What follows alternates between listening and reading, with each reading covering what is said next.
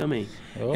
Documentos assim oficiais têm sido liberados, algumas coisas pela Força Aérea, né, no Arquivo Nacional, mas da Marinha, do Exército, pouca coisa tem sido liberada. Eu trouxe 3 aqui apenas para a gente ter uma ideia do teor. Por exemplo, aí a queda de um objeto metálico. Em Macaé. Lê aí mostra pro pessoal. Opa, caiu tá tranquilo, água tá aqui, tranquilo, acidente acontece. Acidente com água. Não molhou nada dos documentos, tá de boa. Aqui a gente se seca. Essa daqui de Macaé, objeto metálico não identificado. Esse centro, aí tá aqui, objeto metálico cilíndrico medindo cerca de 50 centímetros de comprimento e 15 de diâmetro. Em chamas, caiu sobre o telhado da residência do senhor Mauro Freitas Soares, por volta das 22 horas, 7 de janeiro de 83.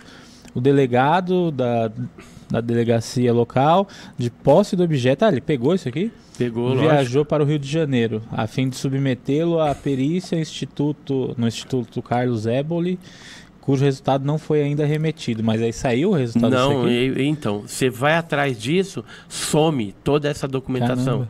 Só que assim, alguns documentos às vezes são liberados, né, pela aeronáutica, e aí você vai para tentar conseguir alguma informação adicional sobre casos relevantes como esse e não consegue nada. Mas esses casos assim, esse aí era um objeto bem pequeno, né? Eram 30 centímetros, Apesar que era um fragmento pequeno, só, né? Esse era um objeto pequeno.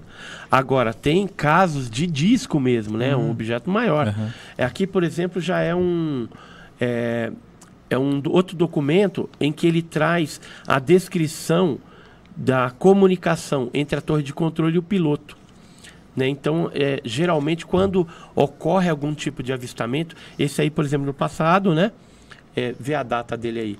16 de maio de 91. 91, então. Naquela época, eles faziam assim, mandavam pegar a fita com as comunicações, transcrever e guardavam isso daí para futuras análises, para saber o que era aquilo, né? Ver se de repente não era alguma aeronave espiã que estava ali, algum avião de contrabando ou OVNI mesmo, né?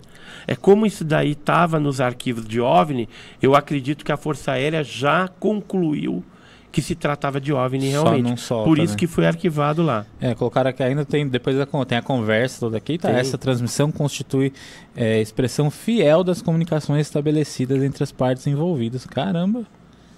E aí o pessoal não solta. Mas acho que se soltar isso aqui pode ter um colapso do sistema de segurança nacional? Não tem. Porque assim, às vezes a gente imagina isso aqui que já está desclassificado. Porque se eles estão aparecendo assim, se eles estão... Tem relato de ataque, né, da Operação Prato lá, que significa que a segurança nacional não tem condição suficiente para defender isso não disso, tem, né? não tem mesmo, né? Tá, mas será que soltar isso não é como se eles estivessem assumindo, ó, gente, se os caras aparecerem aí, nós estamos lascados. Assim, ele já tem uma consciência ao longo desses anos investigando o fenômeno OVNI, os militares, estou falando dos militares.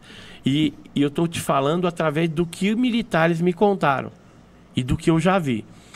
Então, o que acontece?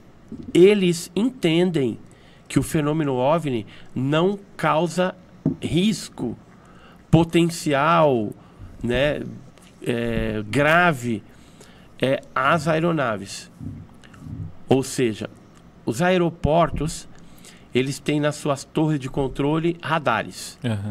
No passado, o sistema de radar que a gente tinha aqui detectava um objeto desse, então fazia evolução, saía de uma velocidade x, y, e eles detectavam isso e não tinham não tinha como identificar naquela rota um objeto voador conhecido. Ou seja, não tinha o número prefixo da aeronave, ou se era um avião civil, por exemplo, comercial, ou militar. Agora, hoje, o que eles têm? Sistemas de radares que, quando detectam OVNI, eles já, depois de algum tempinho, eles já desconsideram do escopo do radar.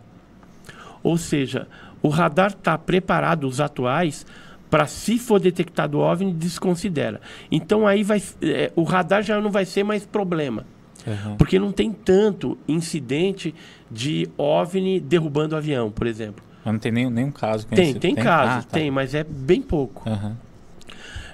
Então, assim, como já teve muito avistamento e na maioria dos casos não ocorre nenhum incidente grave de risco, eles fazem isso, tiram da configuração do escopo e aí fica somente para o piloto que está vendo aquela luz querer reportar o caso ou não, registrar isso em relatório. Aí tem o procedimento que em toda companhia aérea tem lá o seu procedimento para depois encaminhar isso para Brasília, né, para a Força Aérea em Brasília, onde eles vão compilar, arquivar, analisar esses dados, né? Então, isso fica a cargo do piloto. Então, muitos não têm relatado atualmente, embora vejam as coisas transitando por lá por cima, que não tem nada a ver com o objeto voador convencional. É OVNI mesmo. Caramba, eles... Tá? Eu estive numa torre de controle no interior de São Paulo. Não vou falar qual é. Fica tranquilo. Porque quem nos convidou não nos deu permissão de falar, até porque poderia complicar para ele e tudo mais, não tem necessidade. E quando nós estávamos lá, eu, meu cunhado, a minha esposa, a Margarete, mais a irmã dela, né? Aí nós, de repente, estava lá conversando. Aí ele falou assim pra gente, né? Essa pessoa que convidou. Era um sargento lá. Vocês já viram um OVNI? Quer ver um OVNI? Vem cá. Aí apontou pro radar. Isso aqui é um OVNI. Nossa. Tinha acabado de aparecer, só que eles já estavam naquele sistema que daqui a pouco o sistema já ignora, porque assim, todos os plots que estavam lá, que são os pontos nas telas dos radares, tem um númerozinho, o prefixo da aeronave. Aí eles, clicando ali em cima, ele abre, né? E aí você sabe para onde que está indo, qual a rota, tem todos os detalhes daquela aeronave. Só que aquele OVNI que apareceu não tinha nada. Nossa. E aí nós vimos, eu tive esse privilégio e a oportunidade de ver numa torre de controle no interior de São Paulo um OVNI, no momento que ele estava passando. Nossa, isso é muito mais comum do que a gente imagina. Foi muito bacana. Deve ser uma coisa de louco, assim. Agora, o que ele falou é isso. Hoje o pessoal fica de boa. Quando o piloto liga para a torre, às vezes, fala, olha, tô vendo um negócio aqui. Aí ele fala assim, eu tô preocupado. Fala, não, é o seguinte, vou mudar você da rota, desce tantos graus, não sei como é que ele fala lá, tantos pés, né? Vai pra pista tal. Aí já tira ele mais ou menos da rota de colisão, com um objeto, alguma coisa, e aí ele já fica mais tranquilo. E geralmente eles tranquilizam o piloto, se ele vê que ele tá meio apavorado ali, já fala, olha, não tem nenhum incidente de que esses objetos tenham derrubado algum avião. Então, fica de boa aí. Se quiser reportar, reporta. A gente vai colher, vai fazer umas perguntinhas, preencher o relatório, depois envia isso para Brasília.